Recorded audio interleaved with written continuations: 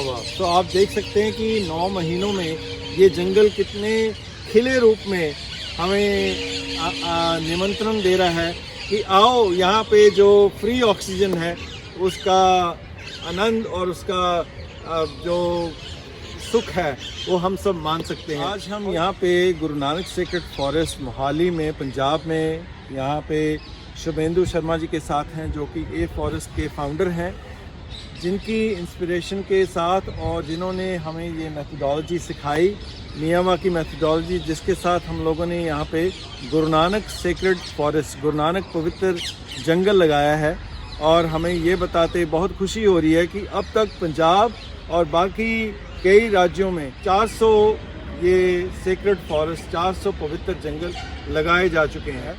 इस जंगल की खासियत ये है कि इस जगह पे 1400 जो यहाँ के देसी, यहाँ के नेटिव स्पीशीज़ के पेड़ हैं, वृक्ष हैं, वो लगाए गए हैं और 40 से ऊपर प्रजातियों के रुखों का ये जंगल बनाया गया है।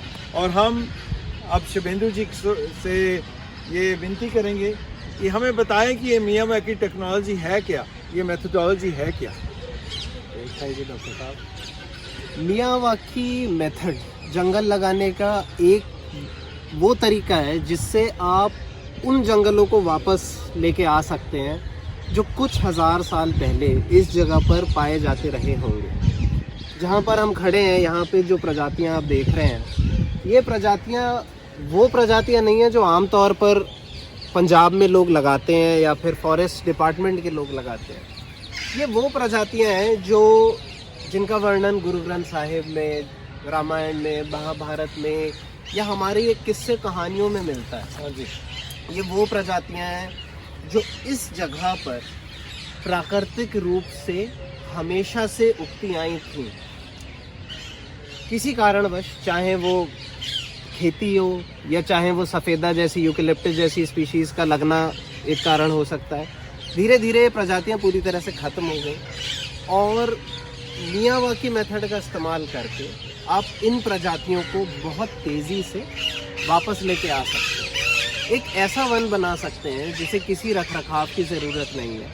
और एक बार इस जंगल को आपने लगा दिया तो अगले 9000 साल तक ये जंगल इसी प्रकार से बरकरार रहेगा। वाह वाह। तो आप देख सकते हैं कि 9 महीनों में ये जंगल कितने खिले रूप में हमें निमंत्रण दे रहा है कि आओ यहाँ पे जो फ्री ऑक्सीजन है उसका आनंद और उसका जो सुख है वो हम सब मान सकते हैं। और ये जो भी वृक्ष आपको नज़र आ रहे हैं, ये पंजाब के वृक्ष हैं और यहाँ के देसी वृक्ष हैं, जिससे यहाँ की धरती बहुत उपजाऊ होती है। और शुभेंदु जी हमें बताएंगे कि ये जो बायोडाइवर्सिटी का ये बहुत ही मनमोहना एक केंद्रित जगह बन जाती है, जिससे बहुत बायोडाइवर्सिटी आती है, उसका क्या कारण है? जो सबसे महत्वपूर्ण चीज़ है वो है किसी भी जानवर के लिए, किसी भी जीव जंतु के लिए उसका खाना और ठिकाना। जैसे इंसानों के लिए भी रोटी कपड़ा मकान, जीव जंतुओं के लिए भी खाना और उनकी रिहाइश।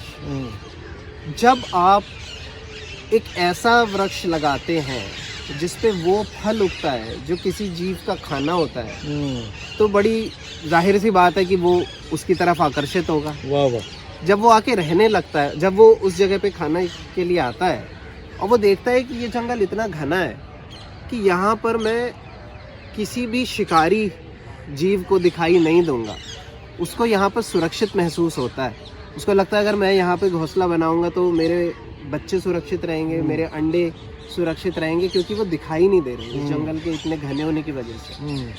तो वो वहाँ पे रहना भी शुरू कर देता है।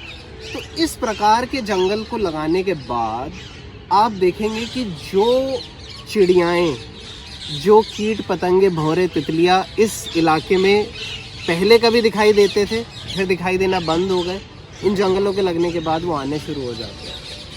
आप यहाँ पे चिड़ियों की आवाज़ सुन सकते हैं, कितनी ज़्यादा चिड़ियाएँ हैं। ये इन यूकेलिप्टस के पेड़ों पे नहीं बैठ रही है। उस सफ़ेदी की प्लांटेशन में एक तोते की, एक कौवे तक की आवाज़ आपको नहीं आएगी। और ये जो 4-5 देसी दरख्त लगे हुए हैं, इन पे तोतों का जमावड़ा लगा पड़ा। जैसे जैसे ये जंगल बड़ा होता जा रहा है, यही तोते, यही हॉर्नबिल, यही छोटी मोटी चिड़ियाएँ जो आज इस जंगल में आ रही हैं, इनका साइज़ भी आप देखेंगे बड़ा होता चला जाएगा। बड़ी से बड़ी चिड़िया इस जंगल की तरफ आने लगेगी, मोर तक आने लगेंगे जब ये पेड़ बढ़ के इतने मजबूत हो जाएंगे कि मोर का भार सहन कर सकें, और इनकी संख्या भी बढ़ती चली जाएगी। वाह। तो देसी पेड़ों को वापस लाकर आप जीव जंतुओं का खाना और उनके रहने का स्थान भी वापस लेके आ रहे हैं, और जैसे ये जीव जंतु वापस आएंगे तो नेचुरली, प्राकृतिक तरीके से हमारा वातावरण जिसकी हमें ज़रूरत है, इन चिड़ियों की चहचहाट जब हमारे कानों में पड़ती है तो हमें कितना सुख मिलता है। बिल्कुल। और जो हमें यहाँ पे अच्छी फ्रेश जो हवा, जो उसको अंदर शरीर में ले जाने का जो सुख मिल रहा है, उसको बयान नहीं किया जा सकता। तो हम सब जीव जंतुओं के साथ मिलजुल कर जब रहते हैं, जब हम प्रकृति के साथ काम करते हैं, उसके विरुद्ध नहीं, उसके साथ जब काम करते हैं, तो आराम से ये सारी चीज़ें अपने आप होती चली जाती हैं।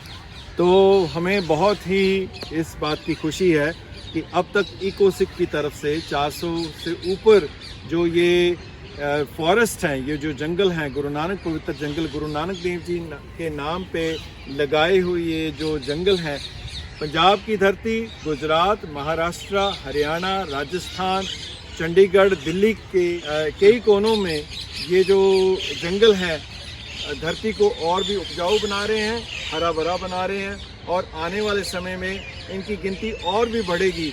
हम आप सबको निमंत्रित करते हैं कि आप आइए, इस प्रोजेक्ट का हिस्सा बने, और ज़्यादा से ज़्यादा हम जंगल हिंदुस्तान के, इंडिया के कोने कोने में लगा के इस धरती को बचाने का अपना पूरा योगदान दें। हम सब कर सकते हैं।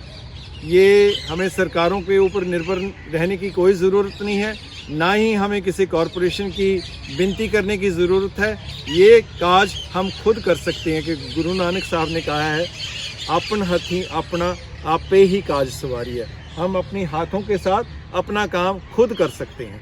सो आप सबका बहुत बहुत धन्यवाद। शुभेंदु जी, आपका भी बहुत धन्यवाद, जिनकी गाइडेंस के कारण ही ये सब अब तक जो संभव हो सका। तो इनका भी बहुत बहुत धन्यवाद। वाहिगुरु जी का खालसा, वाहिगुरु जी की फतेह।